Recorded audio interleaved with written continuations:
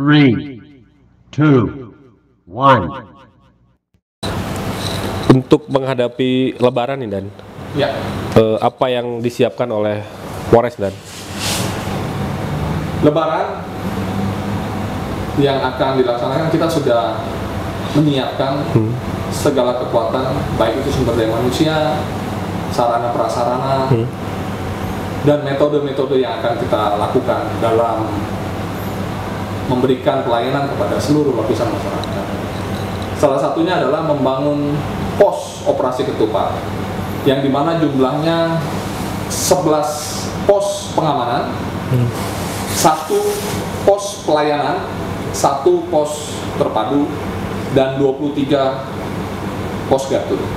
Ini kita sebar ke titik-titik krusial yang dimana kiranya nanti bisa memberikan kemacetan atau rawan kecelakaan lalu lintas atau bottleneck atau juga bahaya longsor yang dimana bisa menghambat arus mudik dan arus balik yang akan kembali ke wilayah Jakarta.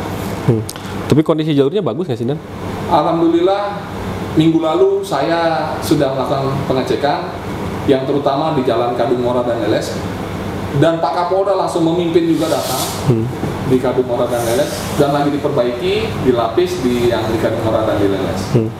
Jadi proses pelapisan tadi akan selesai Hamin berapa Dan? Saya telah menugaskan Kasat Reskrim dan Kasat Lantas untuk mengawal pembangunan tersebut, kalau bisa Hamin 7 sebelum Lebaran sudah selesai sehingga bisa dilalui oleh masyarakat yang akan masuk dan keluar dari Kabupaten Garut. Kalau untuk ini Dan, kan kalau jalur utama kan ada 2 ya Dan ya, jalur utama Limbangan Malangbong dan Kadungora Leles. Ya. Kalau untuk jalur alternatif ada nggak sih Dan?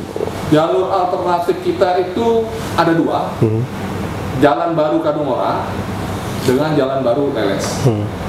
Nah, kemarin saya juga meminta di dalam rakor kemarin dengan Forkopimda, ada sedikit hambatan di situ terkait dengan pedagang yang ada di Jalan Baru Kadungora itu kan biasanya kalau hari Sabtu Minggu ramai.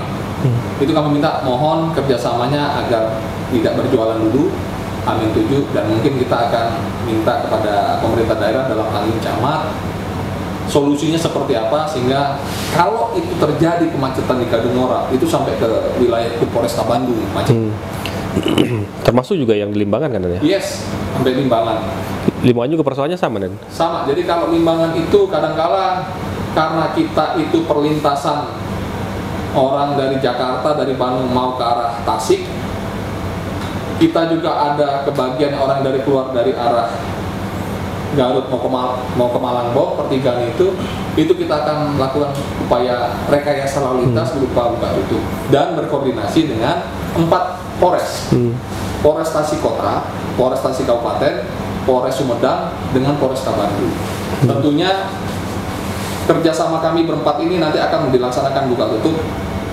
Yang penting masyarakat bisa sampai tepat waktu dan tidak molor waktunya. Kasihan masyarakat yang akan mudik ke wilayah Jawa Tengah maupun Jawa Timur. Kalau ada perkiraan nggak sih Dan jumlah pemudik yang akan melewati jalur Garut Dan? Hasil rakor kemarin berdasarkan kajian dari Kementerian Perhubungan dengan Kakor Lantas, pemudik tahun ini akan meningkat sebanyak 42%. Tahun lalu yang mudik melalui Kabupaten Garut itu 1,2 juta sekian. Tahun ini diprediksi akan meningkat menjadi 1,6 juta sekian.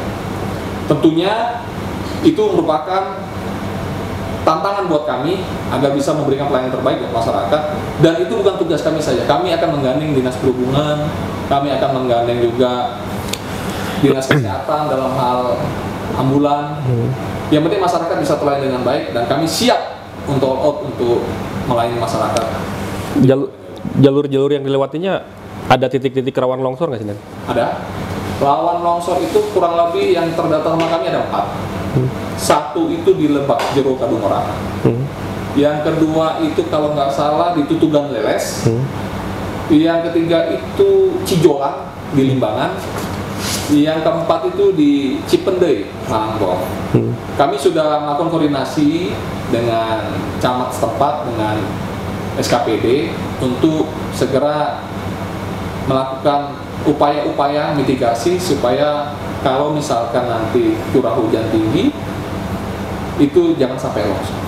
Termasuk ada juga penyegean alat berat mungkin.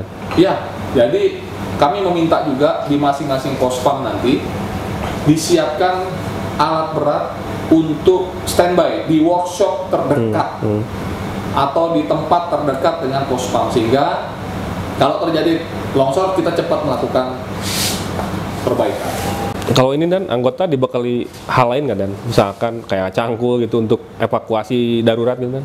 Ya, jadi anggota tadi saya bilang selain sumber daya manusia, kita juga menyiapkan sarana dan prasarana dalam rangka mendukung operasi ketupat tahun 2023. Kami nanti H-14 sebelum melakukan pengamanan akan melakukan gelar pasukan. Di situ kami akan menghadirkan seluruh sarana dan prasarana termasuk cangkul, perahu karet, lalu bagaimana nanti penanganan kesehatannya, bagaimana nanti penanganan misalkan terjadi kebakaran. Tentunya ini melibatkan seluruh komponen bangsa Kabupaten Garut untuk bisa sama-sama mensukseskan operasi ketupat tahun 2023. Di jalur-jalur mudik itu ada titik-titik rawan kecelakaan nggak sih, Dan? Ada. Rawan kecelakaan itu sudah kita petakan.